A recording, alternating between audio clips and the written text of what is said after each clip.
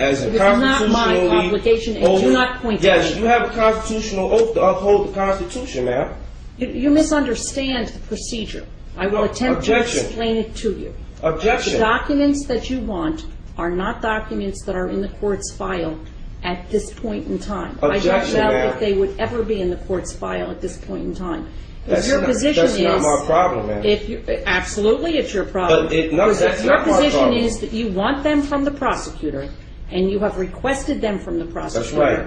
and the prosecutor has failed to give them to you, That's right. you can make the appropriate application to the court, and you can say to the court, I've asked for them, I'm entitled to them, I haven't gotten them, order them to give it to me. I've already I have filed received a no such... notarized affidavit of fact in reference to return of property weeks ago. A notarized affidavit. So if you're telling me you don't have to acknowledge affidavits, all right, that's what your statement is. However, bottom line is this court has failed to prove jurisdiction and has avoided the issue of jurisdiction at all costs. And nobody in here has the status.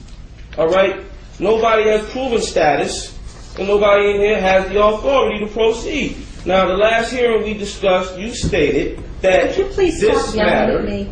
this matter, you stated, ma'am, for the record, you stated that this matter was relative to jurisdiction, not Mr. Kiesler's position here and not anything else. You stated that you were giving the prosecution a chance to prove jurisdiction, and he's not even the assigned prosecutor to the case, but obviously he's remaining silent, and he has nothing to state. So I move that this case be dismissed. When there is an appropriate application before this court to address the issue of discovery violations, jurisdiction, or anything else, the court will act. Filing a notarized or not notarized affidavit is not an appropriate way to bring a matter before the attention of the court.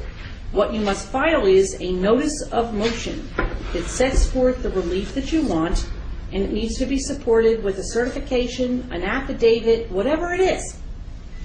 Can you repeat that, ma'am? Notice of motion. This is And that- exactly what I told Cheyenne Matoda Kushner L.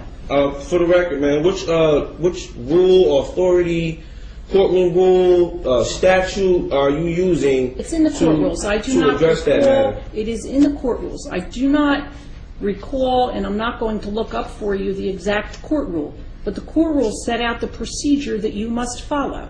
Objection, ma'am. I'm not a party of society. I'm not subject to your courtroom rules, and you have not proven jurisdiction. And Now, I if you will can't never prove address the jurisdiction, issue of jurisdiction Then you- until and unless the appropriate application is made before the court, because filing either an affidavit that's notarized or an affidavit that's not notarized does not bring it before the attention of this court.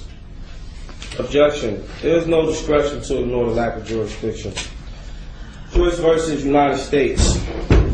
Jurisdiction is fundamental, and a judgment rendered by a court that does not have jurisdiction in here is void ab initio, and that is application of Y 300 P.132 versus caveat. Once jurisdiction is challenged, the court cannot proceed when it clearly appears the court lacks jurisdiction. The court has no authority to reach merits, but rather should dismiss the action. Melo versus United States 505 F2D. When jurisdiction is challenged, the party invoking jurisdiction has the burden of establishing. Basso versus U.S. Power Light Company. Courts enforcement statutes do not act judicially but merely ministerially. Thus, no judicial immunity, and unlike courts of law, do not attain jurisdiction by service of process, nor even arrest and compelled appearance. I'm here by way of threat, duress, coercion. I'm going to make that clear for the record every time I have to appear here, if I have to appear here. The only reason I'm appearing here is by way of your threat, duress, coercion, or your company's threat, duress, coercion. You can Once read jurisdiction me. is challenged- Let me interrupt you, please. You can Okay. read me this until the cows come home. You can read it ad nauseum and ad infinitum. It doesn't change the fact that until the issue is brought appropriately before this court, no ruling with regard to jurisdiction is ever going to be made. Now, let me ask you this question, though. In the other matter, first of all, let me backtrack a little bit. Let me get the correct number out here because we now have two numbers.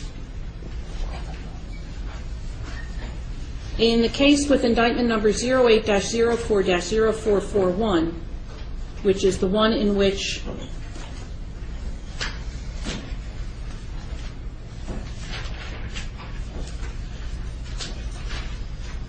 Cheyenne M. Cushing-Murrell is also involved, I have severed those matters, so they will be on completely separate tracks.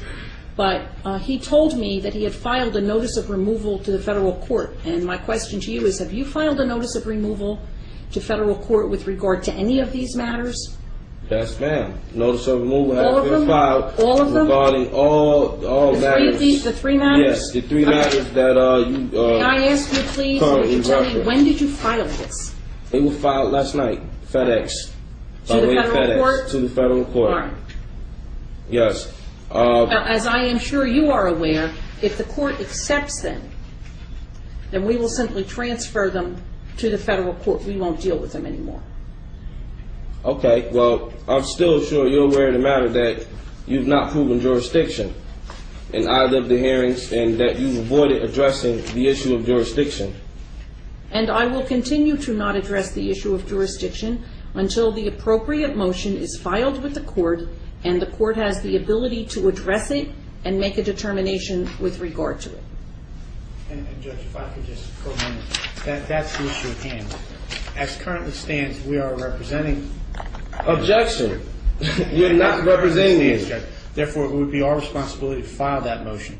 Given the fact that he will not cooperate with our office, it's impossible for us to do that. Objection. We really need to Well, reach the issue. I want to get Objection. back to what I do want to get back to what Amir KCL said.